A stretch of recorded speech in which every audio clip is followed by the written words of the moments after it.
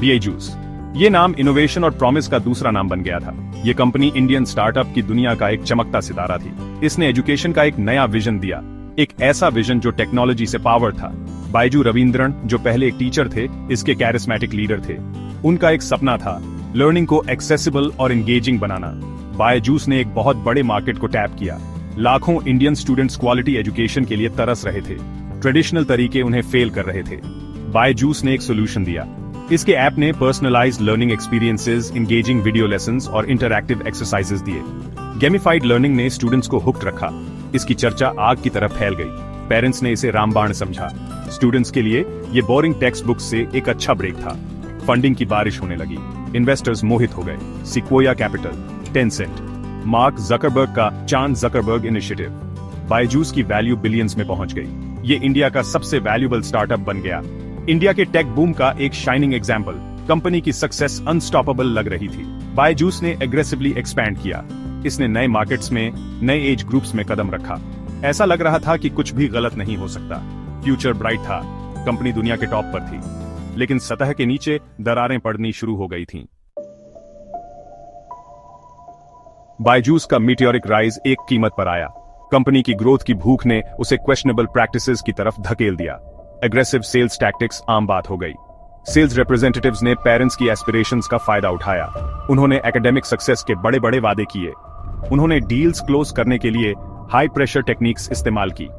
Complaints आनी शुरू हो गई। कस्टमर्स को लगा कि उनके साथ धोखा हुआ है। जो रिजल्ट्स का वादा किया गया था वो कभी नहीं मिले। कई पेरेंट्स ने बायजूस के कोर्सेज अफोर्ड करने के लिए लोन ले लिए थे। वो कर्ज में फंस गए। एक ऐसे प्रोडक्ट के साथ फंस गए जो डिलीवर नहीं करता था। डिससैटिस्फैक्शन बढ़ता गया। ऑनलाइन प्लेटफॉर्म्स पर नेगेटिव रिव्यूज की बाढ़ आ गई। कंपनी ने डिसेंट को दबाने की कोशिश की। उसने कंप्लेंट्स को डिसमिस कर दिया, उन्हें एक वोकल माइनॉरिटी का काम बताया। लेकिन सच्चाई को दबाना मुश्किल था।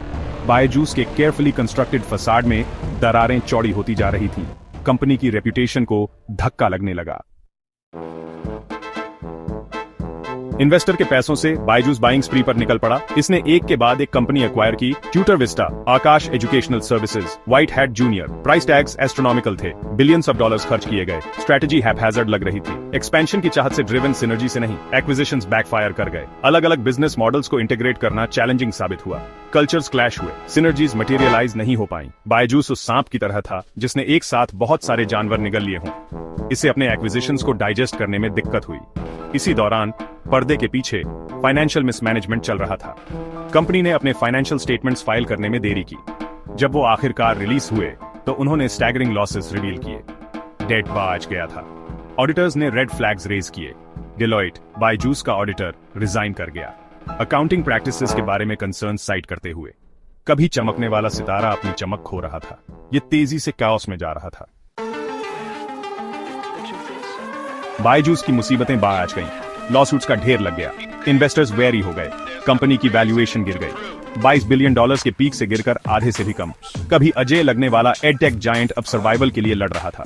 इंडियन गवर्नमेंट ने इन्वेस्टिगेशंस लॉन्च की। प्रेशर बहुत ज्यादा था। बायजूस की कहानी एक कॉशनरी टेल है। ये अनचेक्ड ग्रोथ के पेरिल्स को हाईलाइट करता है। सस्टेनेबिलिटी से ज्यादा स्पीड को प्रायोरिटाइज करने का, एथिकल बाउंड्रीज को इग्नोर करने का, यूनिकॉर्न स्टेटस के पीछे भागने की एक बड़ी कीमत चुकानी पड़ी। कंपनी का डाउनफॉल एक स्टार्क रिमाइंडर के रूप में काम करता है। एक रिमाइंडर की सबसे प्रॉमिसिंग स्टार्टअप्स भी फेलियर से इम्यून नहीं है। बायजूस का रैपिड डिसेंट एक वेकअप कॉल है। स्टार्टअप इकोसिस्टम के लिए एक वेकअप कॉल। ये स्ट्रॉन्ग कॉर्पोरेट गवर्नेंस की इंपॉर्टेंस को अंडरस्कोर करता है। एथिकल बिजनेस प्रैक्टिसेस की, इंटेग्रिटी की फाउंडेशन पर कंपनी बिल्ड करने की। ये एक ऐसा लेसन है जिसे